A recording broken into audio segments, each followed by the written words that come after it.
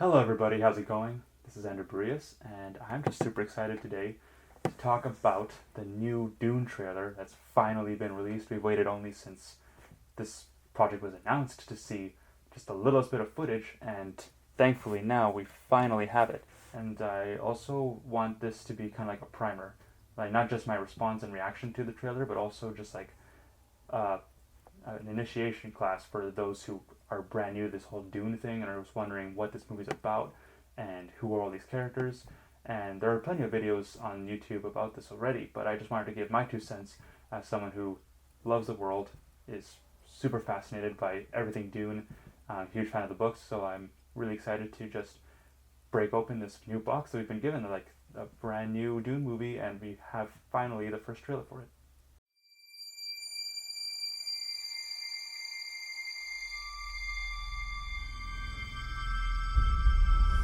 There's something happening to me. In the original Dune books created by Frank Herbert, there's a run of 6 original novels, and in those he tells the entire history essentially of this universe. And what's happened in Dune is this takes place thousands of years in the future, and humanity has spread across numerous galaxies. And the economy, everything in the galaxy, runs around the most valuable substance called the spice melange. The spice melange. Which only can be harvested on the super arid, inhospitable desert planet called Arrakis. Of course, Arrakis is also known as Dune, and Dune is where the majority of the story is going to take place. What this trailer first reveals to us is our hero, Paul Atreides. Paul Atreides is the only son and the heir to the royal house of Atreides, which is run by Duke Leto, his dad, Oscar Isaac. Our main character, played by Timothée Chalamet, who I personally was not super interested in seeing in the role at first. I grew up with 80s Dune. This is the only other big screen adaptation so far of the Dune world from 1984, directed by David Lynch. The star of that movie, Paul Atreides himself, Kyle MacLachlan, describes it as a flawed gem, and that's kind of how I feel about it too. So I was accustomed to Kyle MacLachlan as Paul Atreides, and seeing Timothée, I was kind of like, is this guy really going to be able to pull this off? But he has proven me wrong so far. Like, from this trailer, I can see that he is a great Paul, because he seems very young and inexperienced, but at the same time has that, I don't want to say broodiness, but very much this darker side to him where he's already struggling with these visions of the future that he's having. He is the son of Lady Jessica, played in this movie by Rebecca Ferguson, and she is a member of the Bene Gesserit. Now, what the Bene Gesserit are, they're called witches by most people in the galaxy. However, they're just a secret society of these women with almost superhuman abilities, or superhuman abilities who have been manipulating and running the galaxy behind the scenes for thousands of years. And their goal is to create a super being that they call the Kwisatz Haderach. And they've been carefully breeding the royal lineages in the galaxy, building up towards this goal. So Lady Jessica, her whole role in this Bene Gesserit plot was to be married off to Oscar Isaac, Duke Leto, as his concubine, and produce a daughter with him. And then that daughter would marry into the Harkonnen royal family, the sworn rivals of the Atreides, and their union would create the Kwisatz Haderach. However, Lady Jessica, her circumstance, what changes her is falling in love with Duke Leto, and as a result, she kind of submits to his desire, his request that he wants to have a son. Thus, Paul is born, and the Bene Gesserit are immediately angry at Lady Jessica for this, because she just destroyed thousands of years of planning. They're Superman, how can you do this? How can you betray the sisterhood like this? But as Paul grows up and he starts seeing the visions, the nightmares and dreams he's having that are actually premonitions of what's going to happen in the future, they realize that he might be the one. And so this trailer obviously shows the key scene in the book very early on in the book. Like, this is like first chapter stuff where Paul is introduced to the leader of the Bene Gesserit, the Reverend Mother Helena Skyes Mohiam, and she gives him the ultimate test, like a death test essentially, where using a poisoned fingertip called the Gom Jabbar, she threatens him that if he does not keep his hand inside a box administering horrible pain to his hand, she will kill him. And this test is to prove that he is truly human and not susceptible to animalistic tendencies to run from pain. They need to see that he can overcome the pain. And this test is essentially what shows Paul's potential. I think that this scene looks great, looks fantastic. Like, if you've read the book, this is pretty much how you imagined it looking. And so far, the Reverend Mother is very scary, which is actually the point. Like, she is a very sinister figure, and this is expounded upon more in the books. The first image we see is of Paul asleep in bed, dreaming of Chani. Chani is a Fremen woman from the planet Arrakis that will eventually become the love of his life. In the books, he doesn't specifically marry her as his wife, but he retains her as a concubine due to the fact that he has to marry into the Galactic Emperor's royal household in order to rule the galaxy. But she will always be his true love, and he never sires any children with anyone except her. And so this first premonition is very important, and it looks like this movie is going to be focusing a lot on the love story between Paul and Chani. You can bet that there's going to be a lot of teenage girls going to see this purely for that Timothée Zendaya matchup, and I'm all for that. I'm a fan of it. Like, if it gets more people to see Dune, gets more money to this movie, I'm happy. Paul's family owns the planet Caladan. That's what you hear in the trailer, with Paul saying that my father owns a whole planet. The Atreides line has ruled Caladan for many, many years. Like, there's been a line of dukes, and we also see reference to that in this strange stone monument that Oscar Isaac has his hand on. That's Duke Leto's father, so that's his father's tomb, I'm assuming. And the symbol on it of a man fighting a bull is of his father. His father died bullfighting, actually, which is something you wouldn't think would happen in the future in space, but his dad was a bullfighter and died as a process of that. It's interesting that they bring this up in the trailer, because what Helena is talking to Paul about in regards to his fathers and how they never learned to rule others is essentially kind of looking at the difference between Paul and his fathers, and what his leadership and his qualities are going to lead him to become versus what everyone else in his family was. We're going to see how the Atreides lose Arrakis. They lose control of Arrakis to the Harkonnens, which you see a little bit of in the trailer.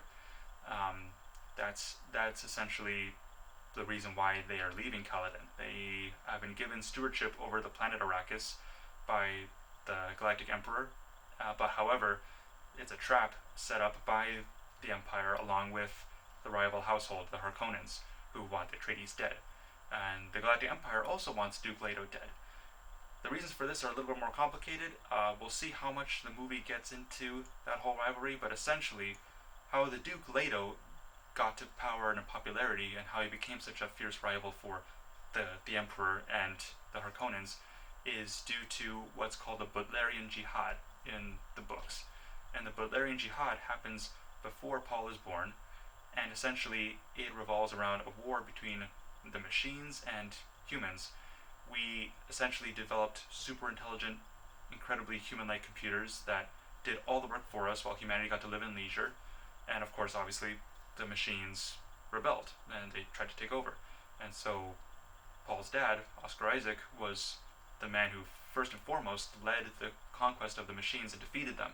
And because of him, they put a blanket ban on any computer resembling or coming close to human intelligence. So in the Dune universe, there are no machine computers, there's no robots, which makes it very different from every other sci-fi franchise. What they have instead are mentats, who we don't see too much of in this trailer. They're actually hidden.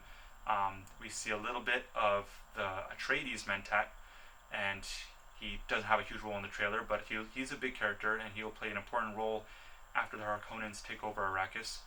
And then we also don't see anything of Peter DeVries, which is the twisted kind of evil mentat that works for the Harkonnens, and who dies on Arrakis and is replaced by the Atreides mentat. Speaking of the Harkonnens, we see very little of the main villain of this whole story, which is the Baron Vladimir Harkonnen.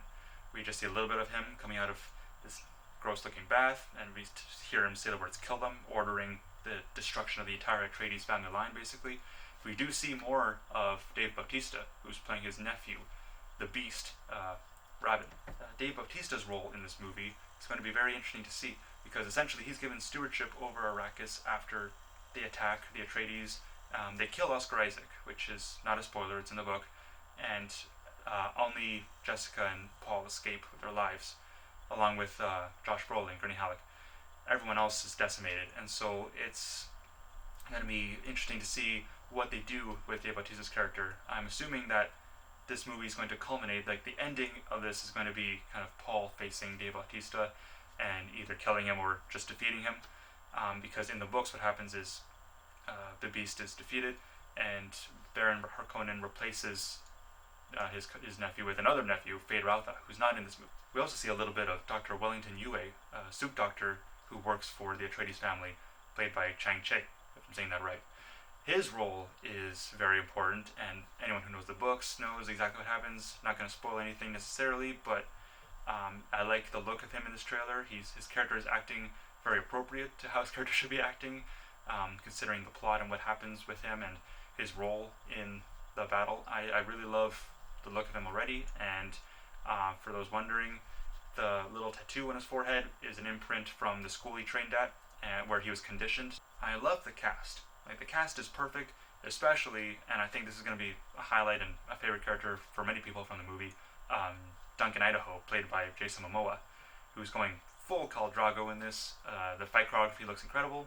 It looks like he's going to do a great job, and I'm super excited to see how they bring to life the martial arts in the book, because there is actually a lot of fighting technique that's written into the story. The Bene Gesserit train in this is called the Weirding Way, their description of it, and there's a lot of knife combat. The reason why there's so much knife combat is due to what we see in the trailer as well, the personal shields, which I thought looked great as well, looks really cool. And the shields essentially are your own personal protection, and the only way to fight now is with the knife, because a slow knife can break the shield. There's a whole technique revolving around being able to kill someone with their shield up, and it revolves around knife technique. So it's going to be very interesting to see how Paul does, because from what he looks like, he's already doing pretty good. He's trained by Gurney Halleck, same as in the book, and he looks like he's doing a great job. I'm very impressed with Timothy. I think he's pretty well trained here. Other characters we see a little bit of, just for now, are Stilgar, the kind of leader of the Fremen, Chani's father, played by Javier Bardem, and we're assuming mother, Dr. Light Kynes, who has been role changed. She's a woman now. In the book, she's a man. In this role, I still don't know much of what they're going to change about her character as far as her actions are concerned, and all we know is, like the same as the character, she has an understanding of all kind of the various players. She understands Arrakis, she understands the Fremen, obviously, she understands Harkonnens and Atreides, and kind of knows what's going on between the two of them. She is just a walking encyclopedia of Arrakis, and so she's very useful to the Atreides, and we'll see just how much more of a role her character might play, or how much more she might get involved in this version of the story. So all in all, pretty great trailer. I'm very impressed so far. It's definitely been worth the wait. I'm really happy with just how everything looks. Like, it's, as far as someone who, reading the books, you have a certain image of a movie version in your head, or like how you would like to approach it and stuff like that, and I think that this movie is very close to my personal image, like how I imagined it looking, and I think I speak for everyone who's read the book and are fans of the book, and I'm really excited and happy about the cast as well. Every single role is perfectly cast. I have no problem with any of them anymore, and I'm just super excited for December 18th. It's going to be great. Watching an IMAX. I'm really interested to see how this series pans out as a whole, because they're essentially rebooting this franchise. Like, the only other attempt at a big screen version of Dune was 1984.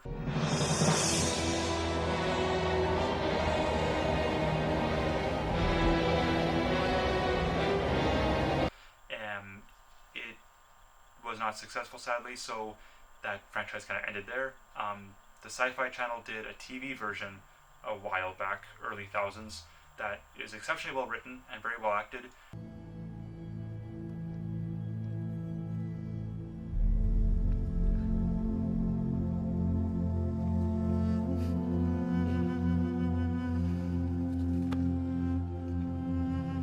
Sheen.